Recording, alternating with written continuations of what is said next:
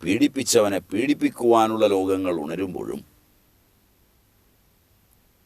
പീഡനത്തിന് സാർവലൗകിക മാനങ്ങൾ ലഭിക്കുന്നതോടുകൂടി പീഡിപ്പിക്കപ്പെടുന്നവൻ്റെ കൂട്ടത്തിൽ ഒരു വലിയ ജനത സത്യസന്ധരായി തടുക്കാനുണ്ടാവുകയും പീഡിപ്പിക്കുന്നവനെതിരായി ആ ജനത തിരിയാനും പീഡിപ്പിക്കുന്നവൻ വീണ്ടും ഇവൻ്റെ അവസ്ഥയിലേക്ക് പതിക്കാനും ഇടയാകുന്ന ഒരു പാരമ്പര്യത്തിനല്ലേ ഇത് സഹായകമാവും. മാറ്റാൻ കാരണമായ എൻ്റെ സ്വഭാവത്തെ പരിഹരിക്കാതെ ലോകത്തിൻ്റെ കാരുണ്യം എനിക്ക് ആരോഗ്യത്തെയാണോ തരിക, കൂടുതൽ രോഗത്തെയാണോ തരിക? മാറ്റാൻ കാരണമായ എൻ്റെ സ്വഭാവത്തെ പരിഹരിക്കാതെ ലോകത്തിൻ്റെ കാരുണ്യം എനിക്ക് ആരോഗ്യത്തെയാണോ തരിക, കൂടുതൽ രോഗത്തെയാണോ തരിക?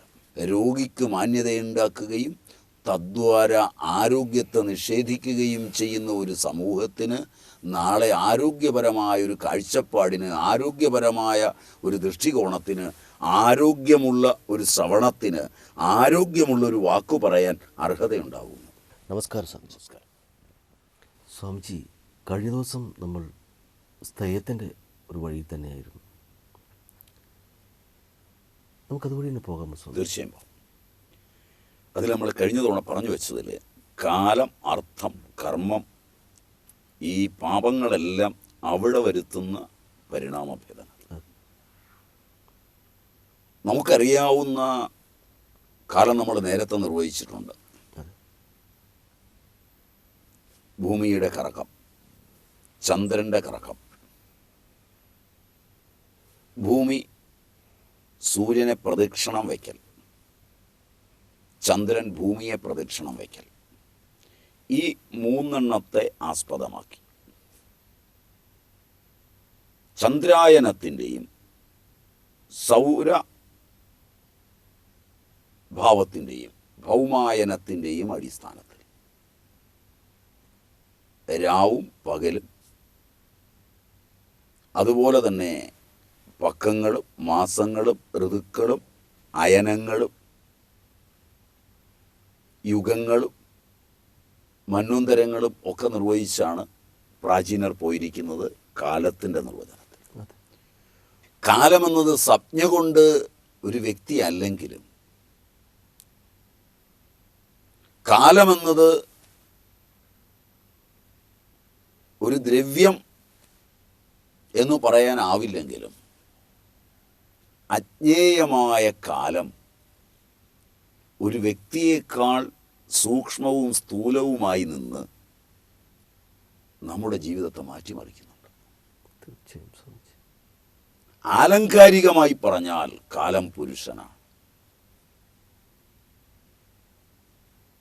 നമുക്ക് അജ്ഞേയമായ കാലത്തിൻ്റെ കളി പ്രത്യേകം. ഞാനൊരു വസ്തു മോഷ്ടിക്കുന്ന സമയത്ത് എൻ്റെ കാലം മാറും.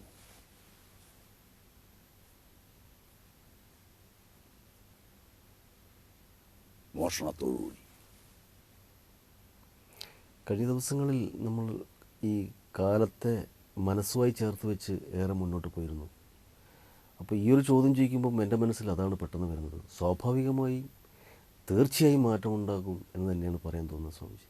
അപ്പോൾ ഒരു 12 വയസ്സുകാരന് ഒരു മോഷണം കഴിയുമ്പോഴേക്ക് 70 വയസ്സുകാരൻ്റെ കോശാവസ്ഥയിലേക്ക് മാറ്റം വന്നാൽ മൃത്യു എഴുതാവില്ലേ? തീർച്ചയായും സ്വാമിജി.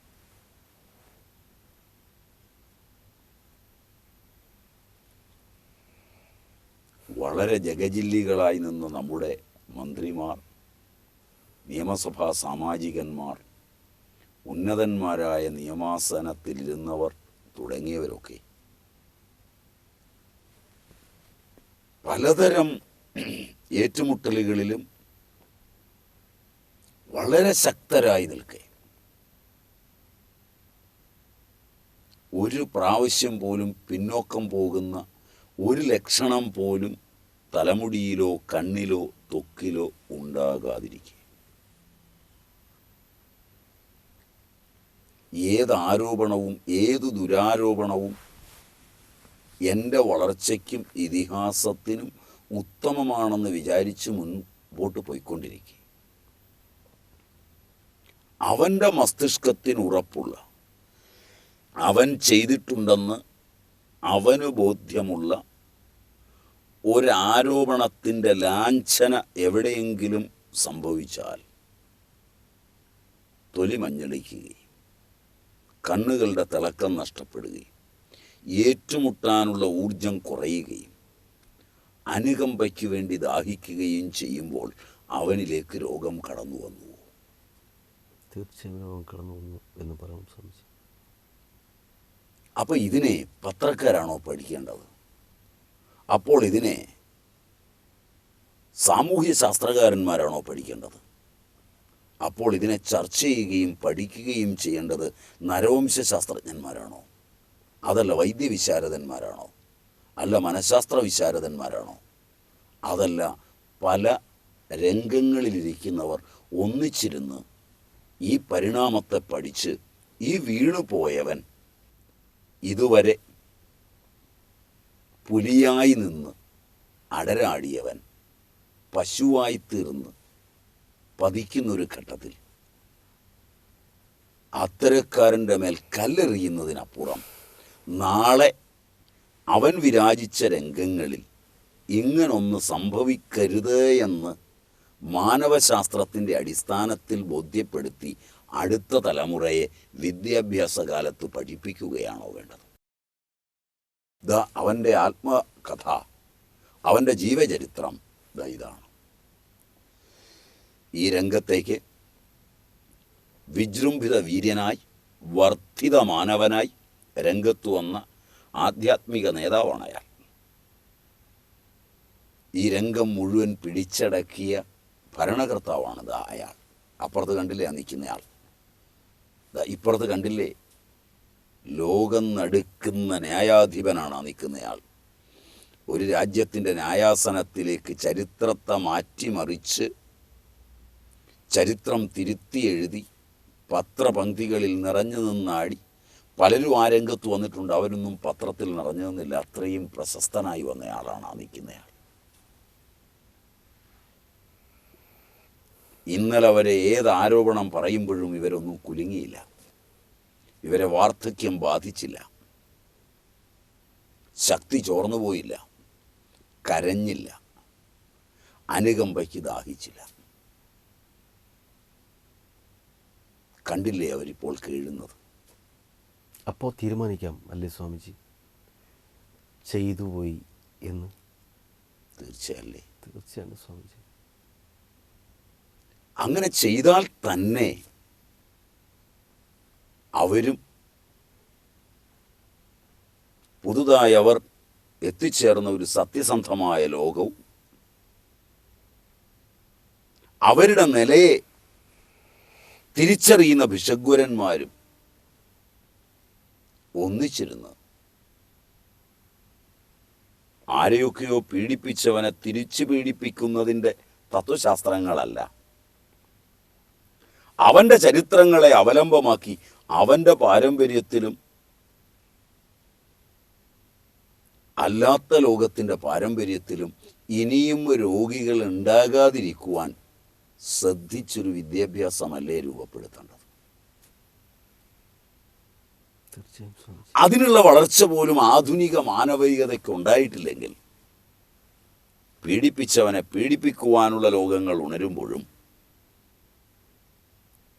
പീഡനത്തിന് സാർവലൗകിക മാനങ്ങൾ ലഭിക്കുന്നതോടുകൂടി പീഡിപ്പിക്കപ്പെടുന്നവൻ്റെ കൂട്ടത്തിൽ ഒരു വലിയ ജനത സത്യസന്ധരായി തടുക്കാനുണ്ടാവുകയും പീഡിപ്പിക്കുന്നവനെതിരായി ആ ജനത തിരിയാനും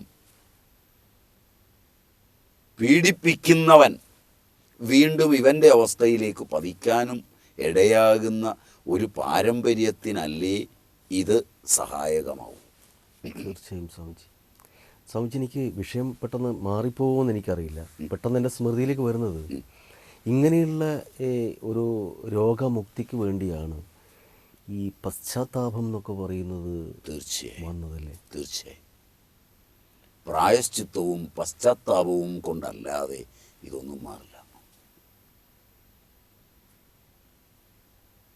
പക്ഷെ പശ്ചാത്താപം വീണ്ടും മുതലെടുക്കാനാവരുത്.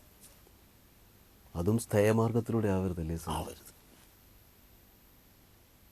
കളവിലും ചതിയുണ്ടാവരുത്. അതെ, തീർച്ചയായും സ്വാമിജി.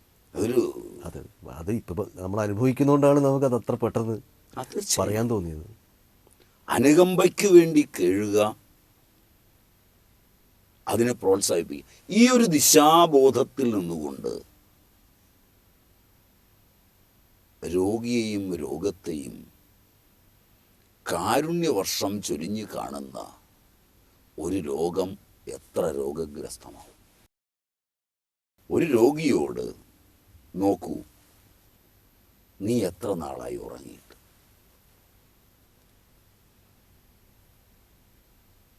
നിന്റെ ശരീരം, നിന്റെ ഇന്ദ്രിയങ്ങൾ, നിന്റെ ധാതുക്കൾ നിന്നോട് സഹകരിക്കാതെ നിന്ന് പിണങ്ങാൻ തുടങ്ങിയിട്ട് എത്ര നാളായി?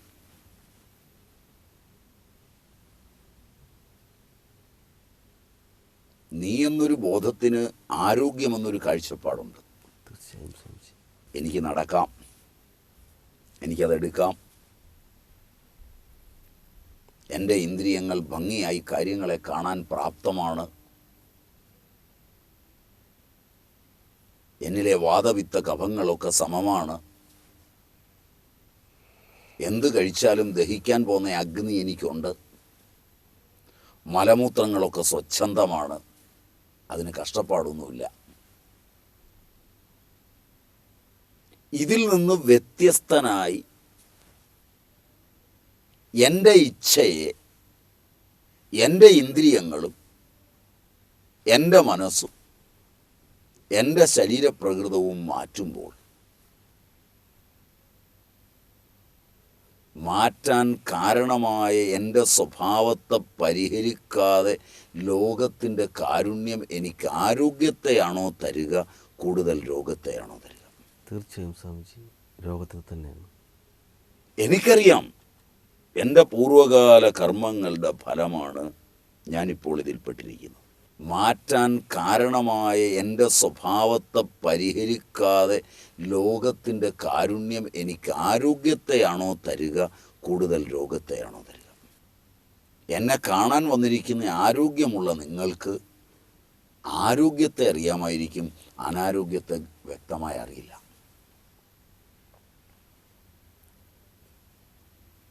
ഉറങ്ങിയിട്ടത്ര ദിവസമായി,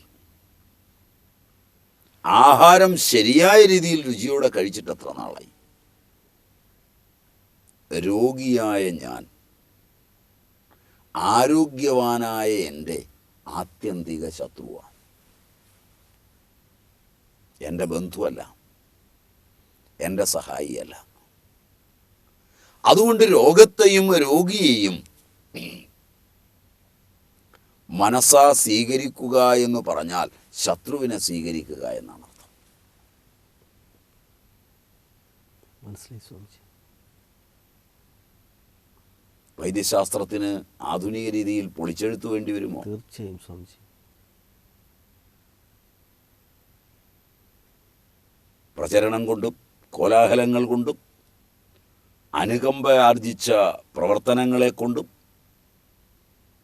അത്തരം സ്ഥാപനങ്ങളെ കൊണ്ടും മതപരമായും ജാതീയമായും വർഗപരമായും രോഗിയെ അവലംബിച്ചുണ്ടാക്കുന്ന സ്ഥാപനങ്ങളെ കൊണ്ടും ഒരുപാട് ആനുകൂല്യങ്ങൾ കൊണ്ടും രോഗത്തിന് മാന്യതയുണ്ടാക്കുകയും രോഗിക്ക് മാന്യതയുണ്ടാക്കുകയും തദ്വാര ആരോഗ്യത്തെ നിഷേധിക്കുകയും ചെയ്യുന്ന ഒരു സമൂഹത്തിന് നാളെ ആരോഗ്യപരമായ ഒരു കാഴ്ചപ്പാടിന്, ആരോഗ്യപരമായ ഒരു ദൃഷ്ടികോണത്തിന്, ആരോഗ്യമുള്ള ഒരു ശ്രവണത്തിന്, ആരോഗ്യമുള്ളൊരു വാക്കു പറയാൻ അർഹതയുണ്ടാവുന്നു.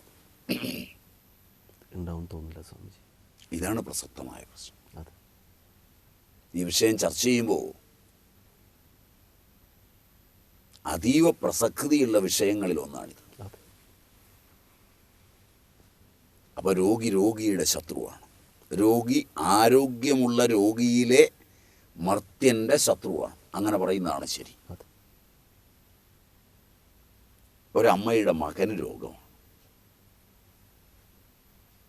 രോഗമാണെന്ന് ആ അമ്മ അറിയുന്ന നിമിഷം മുതൽ അവരുടെ ആഹാരത്തിൻ്റെ രുചി കുറയുമോ? തീർച്ചയായും പറയും സ്വാമി. ഉറക്കം പോവുമോ? ഇപ്പോൾ അച്ഛൻ്റെ പോവുമോ? സഹോദരങ്ങളുടെ പോവുമോ? അവിടെ ചെന്നിരുന്ന് വർത്തമാനം പറഞ്ഞിട്ട് വരുന്നവൻ്റെ പോകുമോ? ഇതൊക്കെ വന്നു കഴിഞ്ഞാൽ നാളെ എന്താകുമെന്ന ഉത്കണ്ഠയും ഭയവും മസ്തിഷ്കത്തിലേക്ക് ഇരച്ചു കയറുമ്പോൾ മസ്തിഷ്കത്തിൻ്റെ ചാലക ശക്തികളിൽ വ്യതിയാനം വരുമോ? ഹോർമോണുകളും എൻസൈമുകളും മാറിമറിയുമോ? ഓരോ രോഗിയെയും ആശുപത്രിയിൽ പോയി സന്ദർശിച്ചും അതിൽ നിന്ന് അറിവ് നേടിയും ഒക്കെ വളരണമെന്ന് പറയുന്ന ഈ ആധുനിക സമൂഹത്തിൻ്റെ പെരുമാറ്റ വിശേഷങ്ങൾ വേണ്ടത്ര ആരോഗ്യ സങ്കല്പമില്ലാതെയാണ് കാണാനും രോഗത്തെ അനുകമ്പയോടുകൂടി വീക്ഷിക്കുവാനും ഒക്കെ പോകുന്നതെങ്കിൽ അതിൻ്റെ സാജാത്യമായ ചിന്തകൾ മസ്തുളങ്കത്തിൽ ഏറ്റുവാങ്ങി മഹാരോഗത്തിലേക്ക് കൂപ്പുകുത്തുന്ന ഒരു ജനതയെ തയ്യാറാക്കിയെടുക്കുവാൻ ഈ വിദ്യാഭ്യാസം പര്യാപ്തമായിരിക്കുന്നു. ആരോഗ്യമുള്ള ഒരുവനെ അനുകരിക്കുവാനോ ആരോഗ്യമുള്ള ഒരുവന് കൊടുക്കുവാനോ ഒക്കെ തയ്യാറാകുമ്പോൾ എനിക്ക് ആരോഗ്യമുണ്ടാവണമെന്ന തോന്നലുണ്ടാകുന്നതിനപ്പുറം സുഖമായി ജീവിക്കുന്നു, സുഖസൗകര്യങ്ങൾ ലഭിക്കുന്നു. കള്ളന്, കൊള്ളക്കാരന്, പിടിച്ചുപറിക്കാരന് ഒക്കെ ക്ലേശമില്ലാത്ത ജീവിതം ലഭിക്കുമ്പോൾ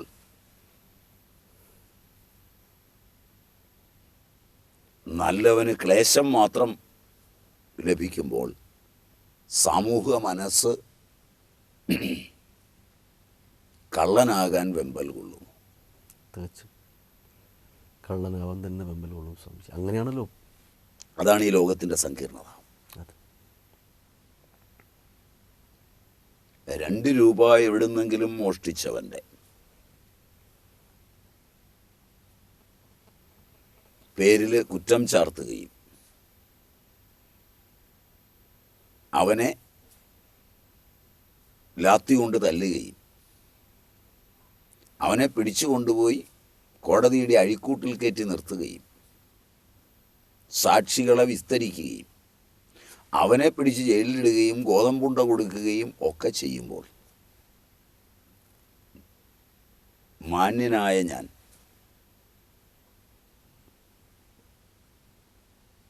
₹1 കോടി കണക്കുണ്ടാക്കി എൻ്റെ പേരിലൊരു ബിസിനസ് തുടങ്ങി. അതിലെ 50 ലക്ഷം രൂപ ലോകത്തിന് ഷെയർ എടുക്കാൻ ഫ്ലോട്ട് ചെയ്തിട്ട് 50 ലക്ഷം എൻ്റെ പേരിൽ വെച്ച് 51 ലക്ഷം എൻ്റെ പേരിൽ വെച്ച് 49 ലക്ഷം ഫ്ലോട്ട് ചെയ്ത് ലോകത്തില്ലാത്ത വിലയ്ക്ക് ആ ഷെയറുകൾ കൊടുത്ത് ആളുകളെ ചേർത്ത് 10 രൂപയുടെ ഷെയറിന് 100 രൂപ മുടക്കി മേടിക്കുന്നവൻ്റെ കാശിൽ എൻ്റെ പരിപാടി ഭംഗിയായി നടക്കുമ്പോൾ എൻ്റെ കയ്യിലിരിക്കുന്ന 51% വരുന്ന സാധനത്തിന് ഈ ഫ്ലോട്ട് ചെയ്തപ്പോഴുള്ള വിലയുടെ മാർക്കറ്റിലേക്ക് ഉയർന്ന് ഞാൻ മാനേജിങ് ഡയറക്ടറായിരുന്നു. വീണ്ടും കൊടുത്തതിൻ്റെ വിലയൊന്നിടിച്ച് ആ ഷെയറുകൾ വീണ്ടും കൈക്കലാക്കി അവരുടെ പൈസയും അടിച്ചു മാറ്റി മാന്യനായി കുപ്പായങ്ങളുമിട്ട് അംഗരക്ഷകരോടുകൂടി എൻ്റെ പണത്തെ സംരക്ഷിക്കുവാനുള്ള ചാർട്ടേഡ് അക്കൗണ്ടൻറ്റുമാരും എന്നെ സംരക്ഷിക്കുവാനുള്ള ആലവാലങ്ങളും എൻ്റെ ഫിനാൻസ് കൺട്രോളർമാരും എൻ്റെ ആവശ്യങ്ങളെ തരുവാനുള്ള നിയമസഭാ സാമാജികന്മാരോ പാർലമെൻറ്റ് അംഗങ്ങളോ വരെയുമായി ആ ലോകങ്ങളിലൂടെ ഞാൻ സഞ്ചരിക്കുമ്പോൾ എൻ്റെ കളവിന് ഉടുപ്പുകൊണ്ട് നടപ്പുകൊണ്ട് മാന്യത കിട്ടുമ്പോൾ ഈ മാന്യതയെല്ലാം വാങ്ങിച്ചെടുക്കുന്നവനെ എവിടെയാണ് ശിക്ഷിക്കാൻ പറ്റുക? പറ്റില്ല സ്വാമിജി. പറ്റും. ഇവനെ ശിക്ഷിക്കുന്നതാണ് രോഗങ്ങളുടെ ഭൂമി. അതാണ്. പിന്നെ അത് മാത്രമല്ല സ്വാമിജി, ഈ എനിക്ക് പെട്ടെന്ന് എൻ്റെ മനസ്സിൽ വേറൊന്നും തോന്നിയത്, ഇവരെ മാതൃകയാക്കിയിട്ട് കണ്ട അവൻ ഈ ലെവലിലായില്ലേ, ഇത്രയും സുഖിച്ചില്ലേ, ഇത്രയും വളർന്നില്ലേ എന്ന് പറഞ്ഞിട്ട് അതിലേക്ക് നമ്മുടെ മക്കളെ നടത്തിക്കുമ്പോൾ രോഗത്തിലേക്കാണല്ലോ നടത്തുന്നത്. തീർച്ചയായും അവൻ അനുകരണീയനല്ലെന്നും പണ്ട് ജവഹർലാൽ നെഹ്റു റഷ്യയുടെ ഒരു ഭരണാധികാരിയായിരുന്നവനെ കുറിച്ച് ഉപയോഗിച്ചൊരു പദമുണ്ട്, പറയൂ സ്വാമിജി. പുഴുത്ത പട്ടി.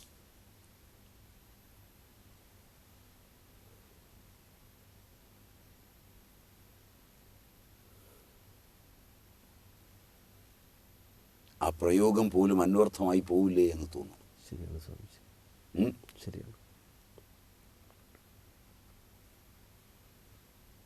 കാരണം നമ്മുടെ സാധ്യത നമ്മൾ പഠിക്കുന്നെങ്കിൽ നമുക്ക് ഉള്ള സുഖവും സംതൃപ്തിയും നമ്മുടെ ജീവിതത്തിൻ്റെ അടിത്തറയും നമ്മുടെ മസ്തുളങ്കമാണ് തരുന്നത്. ഈ പുറത്ത് കാണുന്ന ദ്രവ്യങ്ങളോ നമ്മളീ പഠിച്ചു വെച്ച പഠിപ്പുകളോ നമ്മളുടെ കയ്യിലിരിക്കുന്ന ലൈസൻസുകളോ നമ്മൾ നേടിയെടുത്തിരിക്കുന്ന സംഘടനാപരങ്ങളായ നേതൃത്വങ്ങളോ പാടവങ്ങളോ അല്ല. ആര് ചികിത്സിക്കണമെന്ന് മത്സരിക്കുന്ന ഭിഷഗ്വരന്മാർ, ആരെയൊക്കെ ചികിത്സിപ്പിക്കരുതെന്ന് ഗവൺമെൻറ്റിനോട്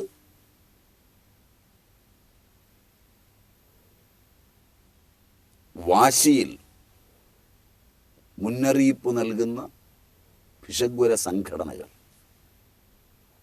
കണ്ടിട്ടുണ്ടാവും. തീർച്ചയായും സ്വാമിജി, തീർച്ചയായും. ഇവരൊക്കെ ഇതിനകത്തൊക്കെ നിന്ന് വളർന്ന് വൈദ്യശാസ്ത്രം മുഴുവൻ പഠിച്ച് അവരവരുടേതായ ആയുർവേദമോ ആധുനിക വൈദ്യശാസ്ത്രമോ ഹോമിയോപ്പതിയോ ഒക്കെ പഠിച്ച് അതിൻ്റെ ഔന്നത്യത്തിലേക്കെത്തുമ്പോൾ ഈ ലോകത്തിൻ്റെ അന്തസത്തയെ കണ്ടെത്തി അതൊരു ശ്വാസോച്ഛ്വാസം കൊണ്ട്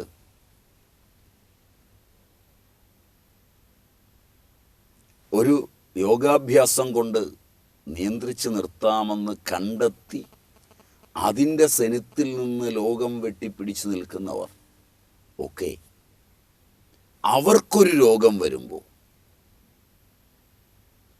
അവർ നിലനിർത്തിയ ഇതിൽ വിശ്വസിക്കാൻ കഴിഞ്ഞ് നിർഭയരായി കാണപ്പെടുന്നുണ്ട്.